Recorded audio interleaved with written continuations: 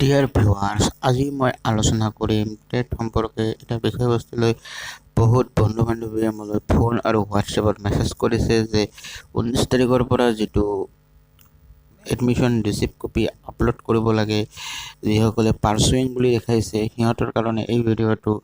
যিসকলে এতিয়ালৈকে DLEDত এডমিশ্যন কৰা নাই কিন্তু এডমিশ্যন কৰাৰ কাৰণে চেষ্টা কৰি আছে সেইসকলৰ কাৰণে মূলত এই ভিডিঅ'টো।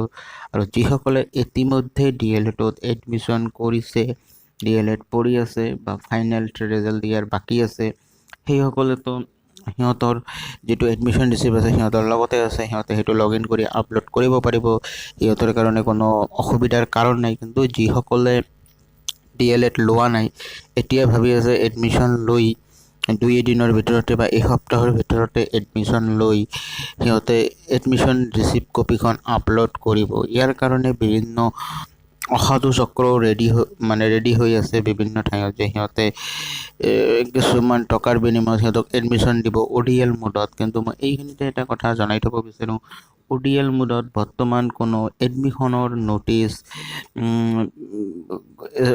এলিমেণ্টাৰী এডুকেশ্যনৰ ফালৰ পৰা দিয়া নাই। DLED যিটো ডিপ্ল'মা আছে সেই ডিপ্ল'মাটো নিয়ন্ত্ৰণ কৰে SCRTয়ে।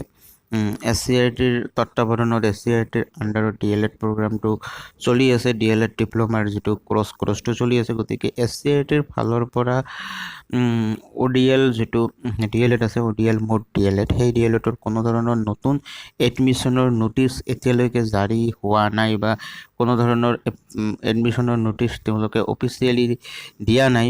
গতিকে কোনো ধৰণৰ ব্যক্তিয়ে বা কোনো কেণ্ডিডেটে যাতে কাৰো কথাত ভুল নাযায় যে সিহঁতক ODL মোডত এডমিশ্যন কৰাই দিব, 2 বছৰ পিছত চাৰ্টিফিকেট পাব DLED পাছ কৰা, সেইটো যাতে কোনোৱে যাতে নকৰে। কাৰণ মই SCRTৰ অফিচিয়েল ৱেবছাইটত মই ভালদৰে চেক কৰি চাইছোঁ আৰু অনলাইনতো মই ভালদৰে চাইছোঁ, প্লাছ মই বিভিন্নজন বিশিষ্ট ব্যক্তিৰ লগতো কণ্টেক্ট কৰি মই এই বিষয়ে ইনফৰ্মেশ্যন লৈছোঁ। এতিয়ালৈকে SCRTৰ ফালৰ পৰা বা অসম গভৰ্ণমেণ্টৰ এলিমেণ্টাৰী এডুকেশ্যনৰ ফালৰ পৰা কোনো ধৰণৰ ODL যিটো DLED কোৰ্চ আছে সেইটোৰ কোনো নতুন এডমিশ্যনৰ কোনো ন'টিছ এতিয়ালৈকে জাৰি কৰা নাই।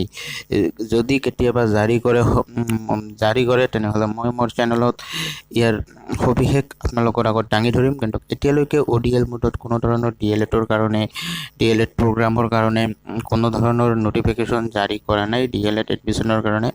খালি ৰেগুলাৰ যিটো DLED কোৰ্চ আছে 2 বছৰী, সেইটোৰ সিহঁতে এডমিশ্যন ন'টিছ জাৰি কৰিছে আৰু সেইটোৰ এডমিশ্যন ইতিমধ্যে এই বছৰৰ যিটো ছেশ্যন আছিল সেইটো হৈ গৈছে। এতিয়া নেক্সট ইয়াৰ জুন জুলাই মাহত আকৌ এডমিশ্যন জাৰি কৰিব ৰেগুলাৰৰ কাৰণে। গতিকে নেক্সট ইয়াৰ জুন জুলাই মাহত আপোনালোকে সেইটো নেক্সট যিটো ৰেগুলাৰ DLED কোৰ্চ আছে, ডিপ্ল'মা কোৰ্চ আছে, তাৰ ন'টিফিকেশ্যন পাব এডমিশ্যনৰ। ইয়াতে প্ৰথমে আপোনালোকে অনলাইন এপ্লাই কৰিব লাগিব, তাৰপিছত এটা এণ্ট্ৰেঞ্চ হ'ব, এণ্ট্ৰেঞ্চত পাছ কৰাৰ পিছতহে আপোনালোকৰ চিলেকশ্যন হ'ব। অসমৰ যিকোনো ঠাইত এই চিলেকশ্যনটো হ'ব পাৰে। যেতিয়া নেক্সট ইয়াৰ এডভাৰটাইজমেণ্ট ওলাব এডমিশ্যনৰ, তেতিয়া মই মোৰ ভিডিঅ'ত ইয়াৰ সবিশেষ তথ্য দিয়াৰ চেষ্টা কৰিম। কিন্তু এতিয়ালৈকে কোনো ধৰণৰ ODL মোডত DLED এডমিশ্যনৰ কাৰণে কোনো ধৰণৰ অফিচিয়েল ন'টিফিকেশ্যন এলিমেণ্টাৰী এডুকেশ্যন বা DLED কোৰ্চটো যিটো ডিপাৰ্টমেণ্টে তত্বাৱধান কৰে SCRT, state council and research centre, সিহঁতে কোনো ধৰণৰ অফিচিয়েল ন'টিফিকেশ্যন এতিয়ালৈকে দিয়া নাই। গতিকে কোনোবাই যদি আপোনালোকক কৈছে যে এতিয়া আমি এডমিশ্যন কৰি দিম ODLত, আপুনি এডমিশ্যন ৰিচিপ্টখন লৈ এপ্লাই কৰিব পাৰিব, সেইটো সম্পূৰ্ণ মিছা, সম্পূৰ্ণ ভুৱা। আপোনাৰ এপ্লিকেশ্যনখন ৰিজেক্ট হ'ব, কাৰণ অফিচিয়েলি কোনো ধৰণৰ ন'টিফিকেশ্যন বৰ্তমানৰ তাৰিখলৈকে, আজি মই যে ভিডিঅ'টো কৰি আছোঁ আজিৰ তাৰিখলৈকে কোনো ধৰণৰ ন'টিফিকেশ্যন জাৰি হোৱা নাই DLEDত এডমিশ্যনৰ কাৰণে। এইখিনিয়ে আছিল আজিৰ দিব লগা তথ্য। মোৰ ভিডিঅ'টো যদি ভাল লাগিছে তেনেহ'লে লাইক, কমেণ্ট, শ্বেয়াৰ কৰিব আৰু মোৰ চেনেলত যদি প্ৰথম ভিডিঅ' চাই আছে তেনেহ'লে ছাবস্ক্ৰাইব কৰিবলৈ নাপাহৰিব। ধন্যবাদ।